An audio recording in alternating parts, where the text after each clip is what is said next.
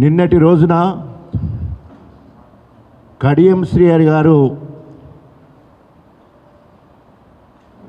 పిచ్చిలేసినట్టు మాట్లాడుతూ ఉన్నాడు, ఫ్రస్ట్రేషన్లో మాట్లాడుతూ ఉన్నాడు.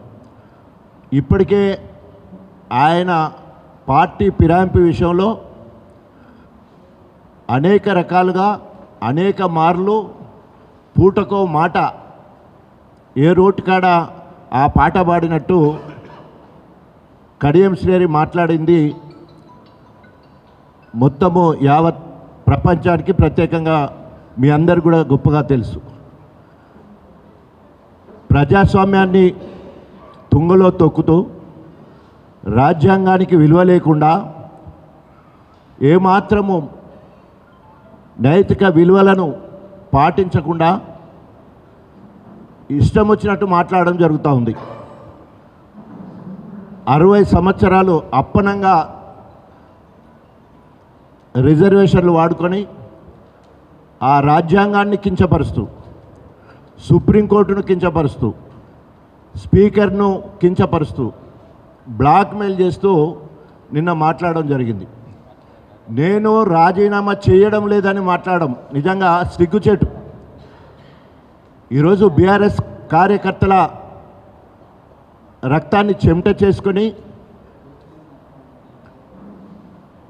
బీఆర్ఎస్ పార్టీ మేనిఫెస్టోని చెప్పి బీఆర్ఎస్ పార్టీ ఫండ్తో గెలిచి నిస్సిగ్గుగా నేను కాంగ్రెస్కు పోయినా అని చెప్పేసి పెద్దపెండాల సభలో నిజం ఒప్పుకున్నాడు. ఈరోజు అవకాశవాద రాజకీయాలు చేసుకుంటూ మేకపోతు గంభీరత్వాన్ని ప్రదర్శిస్తున్నాడు. సావుకాలు వచ్చిందిగా వణికిపోతుండేడు ఇప్పుడు ఎప్పుడు ఎలక్షన్లు అవుతుందని చుచ్చు పడుతుంది. ఇప్పుడు సంవత్సరం కాంచెల్లి ఊరూరు తిరిగి ఆయన బండారాన్ని బయట పెడతా ఉంటే కడియం శ్రీహరికే వేరే గత్యంతరం లేదు. నా పేరు ఇనొస్తే ఇదే ఎలక్షన్లకు పోవాలని లేదు. ఎందుకంటే డిపాజిట్ రాదు అని తెలిసిపోయింది. ఎందుకంటే ఇలా అస్సలు సిసలైన కాంగ్రెస్ వాళ్ళు తిరగబడతా ఉన్నారు. ఎప్పుడు ఎలక్షన్లు వస్తాయా కడియం శ్రీహరిని చూసుకుందామన్నట్టున్నారు. అటు బీఆర్ఎస్ వాళ్ళు లేరు, ఇటు కాంగ్రెస్ వాళ్ళు లేరు. అసలు సిసలైన ఓన్లీ నకిలీ అవకాశవాద కడియం కాంగ్రెస్ వాళ్ళు మాత్రమే ఉన్నారు. అందుకని ఎట్టి పరిస్థితుల్లో గెలిచేది లేదు. ఆడలేక మద్దలోడింది అన్నట్టు ఈరోజు కడియం శ్రీహరి ప్రెస్ స్టేషన్లో ఏదేదో మాట్లాడుతూ ఉన్నారు. ఆయనకైనా ఎప్పటికీ కితాబులు ఇచ్చుకుంటాడు. నేను నీతివంతుని చెప్పేసి, నేను టాల్మని చెప్పేసి, 30 ఏళ్ళ రాజకీయ జీవితం అని చెప్పేసి సిగ్గుండాల మాట్లాడటానికి 30 ఏళ్ళల్లో ఆయన ఏమంటున్నాడంటే మొత్తం ఇవ్వాలన్నట్టు దేశం మొత్తంలో ఆయనకు అభిమానులు ఎక్కువైపోయినట. విమానం దిగంగానే ఉరికొచ్చి దండలు ఎత్తాలట. అవి నిజంగానే ఒకసారి ఆ దండలు చూపించాలి. అవి పూల దండలా చెప్పుల దండలా? ఎందుకంటే ఇట్స్ ఎ ఛాలెంజ్. నేను కాంగ్రెస్ పార్టీకి అభివృద్ధి కోసం పోయినా అని చెప్పేసి నువ్వు దేశం మొత్తం వదిలిపెట్టు, ఒక వరంగల్ జిల్లా మొత్తం తిరుగు, నీకు పూల దండలు పడతాయా చెప్పుల దండలు పడతాయా తెలుస్తుంది. ఎస్, నేను అధికార కాంగ్రెస్ పార్టీ ఎమ్మెల్యే పదవికి రాజీనామా చేసి తెలంగాణ జెండా పట్టుకొని యావత్ తెలంగాణ తిరిగితే తెలంగాణ రాజన్నగా అదేవిధంగా మరి పూలదండలు పడ్డాయి ఎక్కడ పడితే అక్కడ. మరి నీకు అదే ఉంటే నేను సవాల్ చేస్తూ ఉన్నాను. ఒకవేళ నువ్వు తీసుకున్న నిర్ణయం కరెక్ట్ అయ్యేది ఉంటే, నువ్వు అభివృద్ధి కోసమే కాంగ్రెస్ పార్టీలకు పోయేది ఉంటే ఒక శ్వేతపత్రం విడుదల చేయి. నువ్వేమేమి పనులు చేసినావు? యంగ్ ఇండియా ఇంటిగ్రేటెడ్ పాఠశాలను 250 కోట్లు అన్నావు. ఓన్లీ వర్చువల్గా శిలాపాలకం చేసిపోయిండు రేవంత్ రెడ్డి. ఇప్పటివరకు తట్ట మట్టి తీయలే. అదేవిధంగా ఆర్ఎస్ మెయిన్ కెనాల్ మొత్తం 148 కోట్లతోటి సీసీ చేస్తా అన్నాడు. మొత్తం ఎక్కడ కూలిపోయినట్టే మట్టి బిడ్డలే అట్లా ఉన్నాయి. అది కూడా మనం పాదయాత్రలో చూపించినాం. ఈరోజు ఆయనకైనా కడియం బ్రాండ్ అంట. ఏంది కడియం బ్రాండ్ అంటే పార్టీలు ఫిరాయించడం కడియం బ్రాండ్. టీడీపీ ఎన్టీ రామారావు కాళ్ళు పట్టుకొని టికెట్ తెచ్చుకొని 6 నెలలు దాటలే చెప్పులు ఇసిరేసిండు ఎన్టీ వైస్రాయ్ హోటల్లో. చంద్రబాబు సంకలకి వచ్చిండు.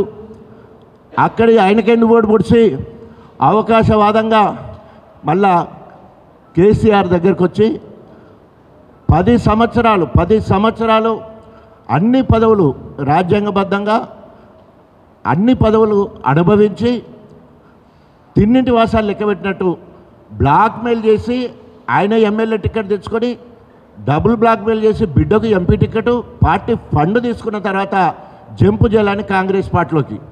ఇది ఆయన బ్రాండ్ ఇమేజ్. ఏంటంటే పార్టీ ప్యాంప్లెట్స్ ఛాలెంజ్. రేపు కనుక కడియం శ్రీహరి బిడ్డను మోదీ గారు పిలిచి చిన్న సామాజిక వర్గం బయలుదేరి అని చెప్పుకున్న ఒక చిన్న సామాజిక వర్గం డాక్టర్ అమ్మ నువ్వు నీకు మంత్రి పదవి ఇస్తున్నాను కనుక మోడీకి అనేది ఉంటే కూతురు తండ్రి జంపు జలాని అది ఆయన బ్రాండు. ఆయన బ్రాండు పార్టీ ఫిరాయింపై జీవితం మొత్తం కూడా పార్టీ ఫిరాయించింది తప్ప 30 సంవత్సరాల కాలంలో మన గణపూర్ కానీ వరంగల్ జిల్లాకు కానీ ఏ ఒక్కడి కూడా ఆయన మార్క్గా కడియం శ్రీహరి మార్క్ గీద అనేటట్లేదు. ఈరోజు కేసీఆర్ గారి ఆశీస్సులతో వరంగల్కు కాళోజీ హెల్త్ యూనివర్సిటీ తీసుకొచ్చినాం. అది బ్రాండ్ అంటే. అదేవిధంగా 150 మంచాల సూపర్ స్పెషాలిటీ హాస్పిటల్ తీసుకొచ్చినాం. అది రాజన్న బ్రాండ్ అంటే. అదేవిధంగా paediatric intensive care unit 50 bedded intensive care unit తీసుకురావడం 23 కోట్లతోటి అది బ్రాండ్ అంటే. తెలంగాణ రాష్ట్ర సాధన కోసం అధికార కాంగ్రెస్ పార్టీ 15 ఏళ్ళ సీనియారిటీ కాంగ్రెస్ వదిలిపెట్టేసి తెలంగాణ జెండా పట్టుకొని కేసీఆర్ సిటికనీలు పట్టుకొని తెలంగాణ వెంబడి తిరగడం అది బ్రాండ్ అంటే.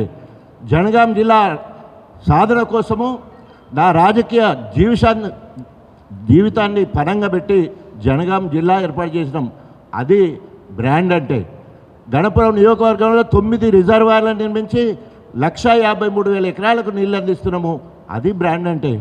గణపురం రైల్వే ఫ్లైఓవర్ తీసుకొచ్చినాం. అది బ్రాండ్ అంటే.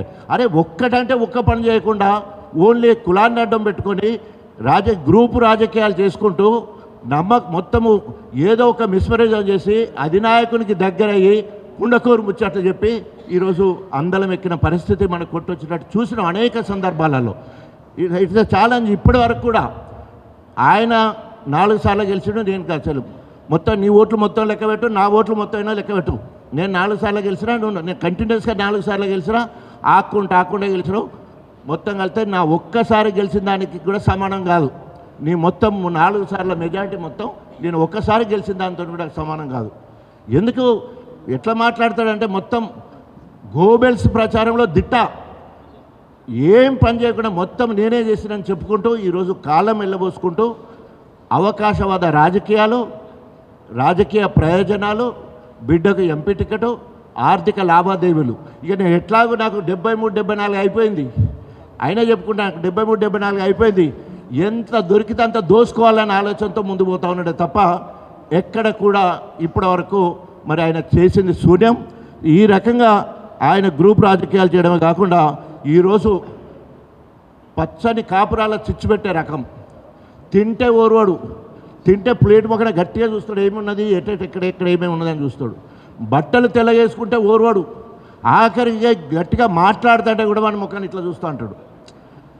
ఏమి పరిస్థితి? అసలు నాయకులను తయారు చేయాలి కదా ఒక పెద్ద టాల్ లీడర్ అన్నప్పుడు.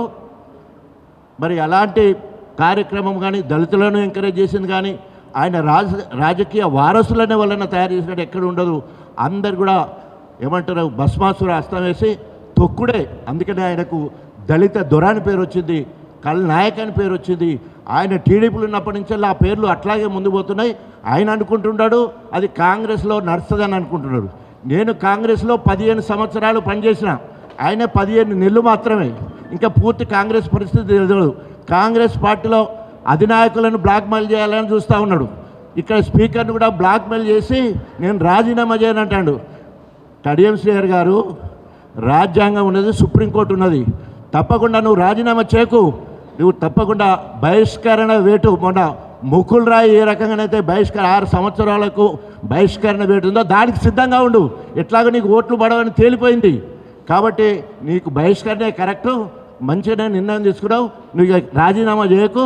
కోర్టు తీర్పు, సుప్రీంకోర్టు తీర్పు వచ్చే వరకు ఎదురు చూడమని డిమాండ్ చేస్తూ ఇప్పటికైనా కళ్ళబొల్లి మాటలు మాట్లాడక నువ్వు ఏమేమి హామీలు ఇచ్చినావో, నీ రేవంత్ రెడ్డి ఏమేమి హామీలు ఇచ్చినావో అవన్నీ నెరవేర్చడానికి ప్రయత్నం చేయని చెప్పేసి కడియం శ్రీహరి గారిని హెచ్చరిస్తూ ఈరోజు ఎక్కడ కూడా ఓన్లీ మండల కేంద్రానికి పోతున్నాడు. సీఎంఆర్ఎఫ్ చెక్కులు, కళ్యాణ లక్ష్యం చెక్కులు ఇస్తాడు. అది విలాసవంతమైన ఫంక్షన్ హాల్ ప్రోగ్రాం పెట్టి మంచిగా భోజనాలు పెట్టి మొత్తం అక్కడ రాజకీయాలు మాట్లాడుతున్నాడు. ఏ ఊరికి పోతానికి ముఖం లేదు.